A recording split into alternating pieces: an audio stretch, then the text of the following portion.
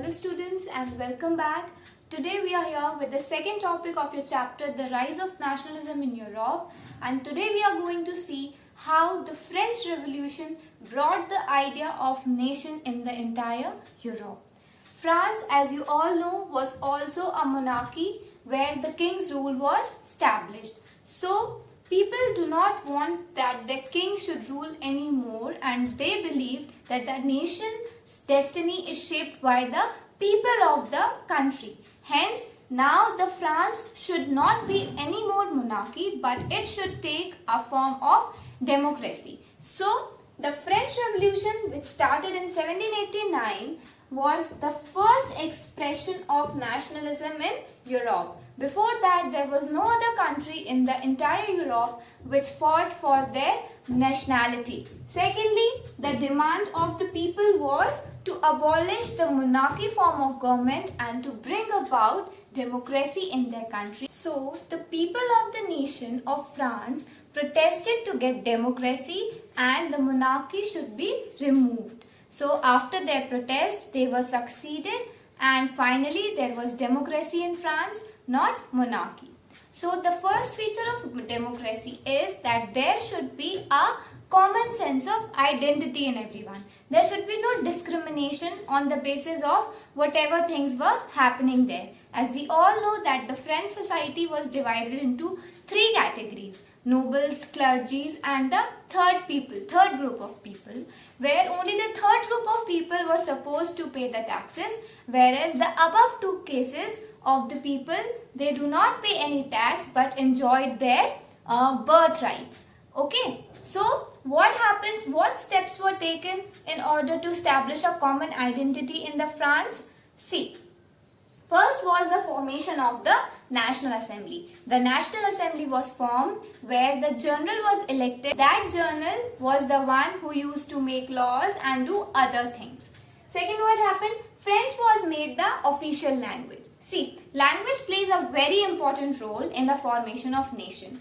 As you all know that the Andhra Pradesh of our country is divided into two states now.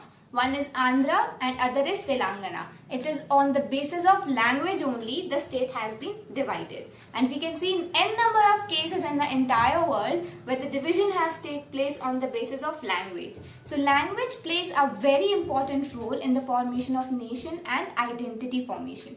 So the French language was given the importance and it was made the official language of the nation. Then what happened? Construction of uniform laws. As we all know that the three classes, they enjoy different rights on the basis of their birth privileges. So in order to create the uniformness in the nation, so what happened? Uniform laws were made. That whatever be the laws for the third party, it would be for the first and the second one as well. Then abolition of internal custom duties. Internal custom duties where only the third class of the people were supposed to pay different levels of taxes, that whatever they earn from their living, they have to pay that to the clergy also, to the church also, to the king also, and so on. So they have so many internal duties, internal taxes were to be paid. But then this abolition has taken place and there were no internal custom duties left. Next, what happened? When the news of this nationalism spread in the other countries of Europe, that in France now nationalism has done a great revolution and now the monarchy has shifted to democracy, other countries, other cities of the Europe has also started taking interest in this nationalism. So slowly schools and colleges, what happened? The students of the schools and colleges, they came in the support of this nationalism movement. Now every country, every small city has come to know that the nationalism has brought a great change in France. So now they started forming Jacobin clubs. Okay, Jacobin clubs are formed by school college students, those who support the idea of nationalism and they do want the same change. And hence, to support them, French armies were sent to different countries of Europe so that they also spread this idea of nationalism, and the idea should reach to different parts of the Europe. Now, In France, a major change took place during 1804 to 1815 when Napoleon came as a ruler of France. Napoleon, as he came, he changed the system of democracy to monarchy. So he re-established monarchy when this revolution has took place. Monarchy was changed to democracy. But when during this era, when Napoleon rules came, he changed again from democracy to monarchy. You may be thinking that this has been a very bad change, but no. In France, it turned out to be a very good change. Why? He established a Napoleonic code, okay, under which he gave certain new laws.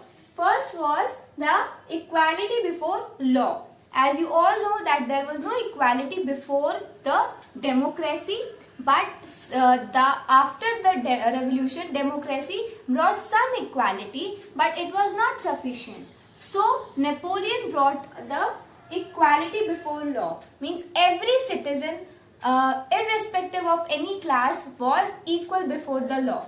If the clergy has committed any crime and a common mob has committed any crime, they both will be considered equal before the law and they will be given the same punishment. So there was no difference in the punishments. Second was the right to property. Whatever property belonged to whatever class, it belongs to them. Nobody can claim that no, you are the lower class, you will not get this. So he established the right to property, that everybody has a right to access his or her own property. And the third, which was very important, was abolition of feudal system. What is feudal system? According to the previous feudal system in France, the peasants and farmers have to give a share of their crop to the government in form of taxes. So he removed this, that no, the crops belong to a farmer or a peasant. The government has no right over them. So he abolished the feudal system that was prevailing in France. Also, with these changes in the administration system in France, trade communication also increased. And with all these positive changes, people of the France, though the democracy has been removed and monarchy has been reestablished, people were very happy. But their happiness was not long lasting. Why? Because they have seen that this new administration system holds no proper political freedom. Because they have got this political freedom, people were doing whatever they wanted. For example, French army, which was sent to spread the idea of nationalism in Europe, to spread this positive idea in other countries of the Europe, what did they started doing? They started conquering the foreign lands. Some of the foreign land they started conquering, and next what they did? They increased the taxes on those newly conquered land, and the taxes were increased in those land. Also, there was forced conscription in the French army. Means people were getting forced that they should join the French army. Not only of France, but of the other foreign land where the French army has conquered. Okay, so people of the foreign land were forced to join the army. These were the negative impacts of the Napoleonic new administration system. So students, in this lecture we have studied about the French Revolution, how French Revolution brought the idea of democracy, brought the idea of nationalism in Europe, what were the positive changes, then how Napoleon came and Napoleon has changed the course of administration, transportation, everything, and then how Napoleon turned out to be a failure in the later period, and how the French army who went for the spread of the idea of nationalism started conquering the foreign lands, and how they increased the taxes, people were forced to join the army, and what all changes after it had taken. Now in the next lecture we will see how the nationalism, how the making of nationalism took place in Europe.